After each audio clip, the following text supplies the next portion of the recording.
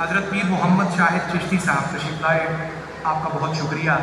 حضرت پیر مبین شاہ صاحب تشریف لائے، حضرت زہد الانبیاء بابا صاحب رحمۃ اللہ علیہ کی مبارک اولاد میں سے، آپ کا بہت شکریہ قبلہ۔ جناب صاحبزادہ پیر حذیفہ نورانی صاحب، علامہ قاری احسان الہی سیالوی صاحب اور محترم علامہ حافظ نعمان ملک صاحب تشریف لائے، آپ کا بھی بہت شکریہ۔ بہت جلد ہمیں آج اس وقتی ریفرنس میں خصوصی خطاب کی طرف جانا ہے، چند گھڑیاں اس میں باقی ہیں، ان چند گھڑیوں کا بہترین استعمال کرنے کے لیے میں حضرت خواجہ سعید رحمۃ اللہ علیہ کے بھانجے اور آپ ٹرینر ہیں، life and relation ship coach ہیں، بہت قیمتی پیغام ہمیشہ نشر کرتے ہیں، میں ان سے گزارش کروں گا کہ ان کی دو چار یادوں کی صورت میں آپ ان کا ذکر فرمائیے۔ محترم سید اعجاز شاہ صاحب بخاری دامت برکات مولالی، آپ سے گزارش ہے سید تشریف لائیے اور چند منتخب کلمات پیش کیجیے، پیغام نشر کیجیے۔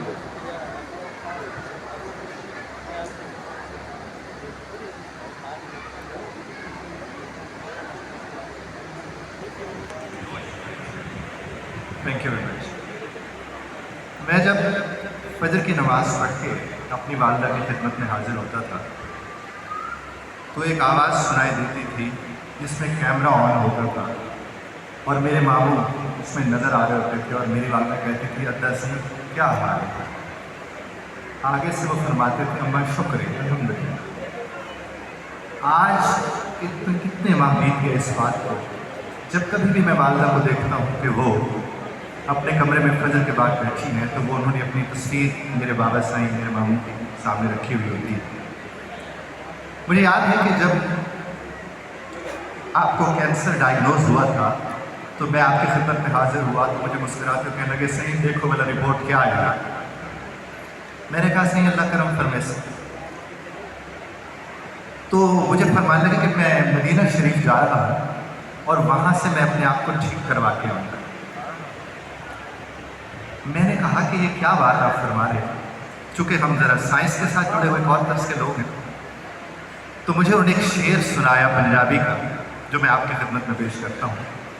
آپ فرمانے لگے کہ اے مرض عشق دا وکھرا ہے، اے مرض عشق دا وکھرا ہے، کمزور تو جریا نہیں جانتا تے اینو نظرہ نال شفا ملدی نبضاں تو پھڑیا نہیں جاتا۔ اللہ اکبر۔ یقین کیجئے جب واپس آئے رپورٹ بدلی ہوئی تھی تو مجھے اندازہ ہوا کہ شفا کہاں سے اور کیسے ملتی۔ میرے قبلہ والد صاحب حضرت پیر سید بشیر احمد بخاری رحمۃ اللہ علیہ ایک بات فرمایا کرتے تھے کہ جو آپ کو چل کے ملنے آتا ہے اور آپ کو سنتا ہے وہ آپ سے زیادہ عزت والا ہوتا ہے۔ تو میں نے ان سے عرض کیا کہ صاحب ہم نے تو اس کے برعکس سن رکھا ہے، تو وہ مجھے فرمانے لگے کہ جو آپ کی عزت کا سبب ہو وہ آپ سے زیادہ عزت والا نہیں ہو۔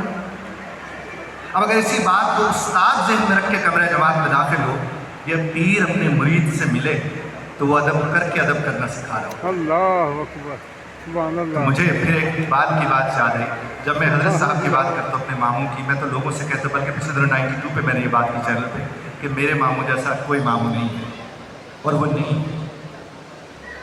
وہ ہے کہ خمیدہ تانشود شاخ اوز گردش من، یہ عاجزی جو آپ کی میں کرامت سمجھتا ہوں کہ خمیدہ تانشود شاخ اوز گردش من اور ببرگ لال اور گل نرم نرم کعبے سے۔ اور جب میرے والد صاحب کے گلخانی پہ آپ تشریف لائے تو ایک جملہ ایک شعر آپ نے فرمایا کہ ایک تیری دید چھن گئی ہم سے ورنہ دنیا میں کیا نہیں باقی۔ بہت شکریہ سر۔